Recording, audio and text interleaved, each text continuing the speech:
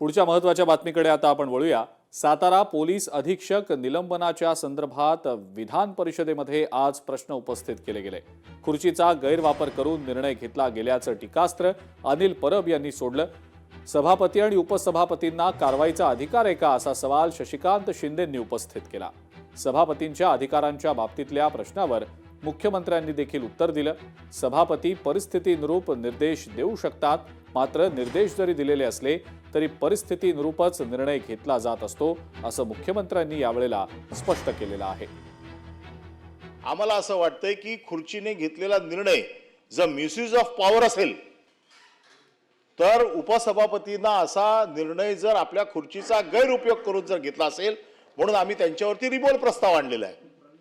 आणि हा रिमोल प्रस्ताव एवढ्यासाठी आणलेला आहे की या रिमोल प्रस्तावामध्ये आम्हाला हे जाणून घ्यायचं आहे की सभापतींच्या कारण शेवटी आपलं हे सगळं जे विधान परिषद असेल, विधानसभा असेल, ही नियमाने चालते, पुस्तकाने चालते। आणि म्हणून आम्ही हा रिमोल प्रस्ताव आणलेला आहे। त्याच्या बाबतीत योग्य ती कारवाई काय करायची हा आपला अधिकार आहे, तो नियमाप्रमाणे आपण कराल। आपल्याकडनं ही अपेक्षा आहे की याच्या बाबतीत आपण सविस्तर रुलिंग द्यावं, याच्या बाबतीत काय निर्णय होणार आहे तो कळावा। आणि याच्या बाबतीत एक तर दोन गोष्टी आहेत, सभापतीने निर्णय दिलेले कायम राहिले पाहिजेत अशी आमची इच्छा आहे। मंत्र्यांच्या उपस्थितीमध्ये मंत्र्यांनी एखाद्या अधिकाऱ्यावर कारवाई केली, मागच्या ह्या अधिवेशनामध्ये बघितलं की ती कारवाई या सभागृहात सांगितल्यानंतर ती मंत्र्यांनी परत माघार घेतली, हे सुद्धा आम्ही सभागृहाने पाहिलेलं आहे। आमचा एकच विषय आहे की आत्ताच्या ह्या सगळ्या घडामोडीमध्ये आता हा निर्णय असा आलेला आहे की जो प्रवीण दरेकरांनी सांगितला होता की प्रवीण दरेकर असे म्हणाले की तो अधिकार सभापतींना आहे का, याचा खुलासा झाला की त्याच्यावर मग निश्चितपणाने निर्णय होईल। आणि मला वाटतं की तशा प्रकारचा आपण रुलिंग देणार होता, मुख्यमंत्री बोलतील मग आपण रुलिंग द्यावं, परंतु या रुलिंगमध्ये तुमच्या असलेल्या खुर्चीला मग त्या तिथे काल आम्ही एक बिल आणलं होतं मुख्यमंत्री महोदय, त्या बिलामध्ये तत्कालीन त्या ठिकाणी तालिका सभापती बसले होते आणि तालिका सभापती बसल्यानंतर तिथे आम्ही सांगितलं जर अधिकार सभापतीच्या व्यतिरिक्त नसेल तर एखादा बिल किंवा एखादा विषय मंजूर करायचा आला तर तो अधिकार त्यांना प्राप्त होईल का, म्हणून याचा आम्हाला सविस्तरपणे या सभागृहाला आणि महाराष्ट्राला कळावं एवढीच आमची विनंती आहे।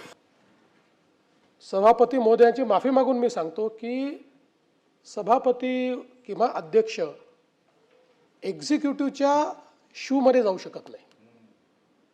दे have no power to enter into the shoe of executive. अशा परिस्थितीमध्ये एखादा दिलेला निर्देश, हा निर्देश मला असं वाटतं की तो त्यांच्या अधिकारातला आहे किंवा या सभागृहाच्या अधिकारातला आहे। पण बाहेर जेव्हा घटना घडते त्यावेळी त्या घटनेच्या संदर्भात अधिकार हे एक्झिक्युटिव्हचे, ते लेजिस्लेचरचे किंवा लेजिस्लेचरचे असले तरी लेजिस्लेचरला एक्झिक्युटिव्ह उत्तर नाही आहे। म्हणून जेव्हा एखादा मंत्री या सभागृहात म्हणतो की मी सस्पेंड करीन, मी कारवाई करीन किंवा मी केलाय, त्यावेळेस तो एक्झिक्युटिव्ह आहे। ज्यावेळेस सभापती असं निर्देशित करतात त्यावेळी सभापतींनी तो दिलेला निर्देश असतो, त्या संदर्भात त्यावेळच्या परिस्थितीनुसार त्यांनी तो दिलेला निर्देश असं समजून वस्तुस्थिती असेल तर एक्झिक्युटिव्ह त्याच्यावर कारवाई करतो आणि त्याच्यात जर वेगळी वस्तुस्थिती असेल तर एक्झिक्युटिव्हला हा अधिकार आहे की ते पुन्हा त्यांना कळवू शकतात की ही वस्तुस्थिती नाही, हे करणं शक्य नाही। हा एक्झिक्युटिव्हचा अधिकार आहे। लोकशाही मराठी ऐका, पहा, जागरूक रहा।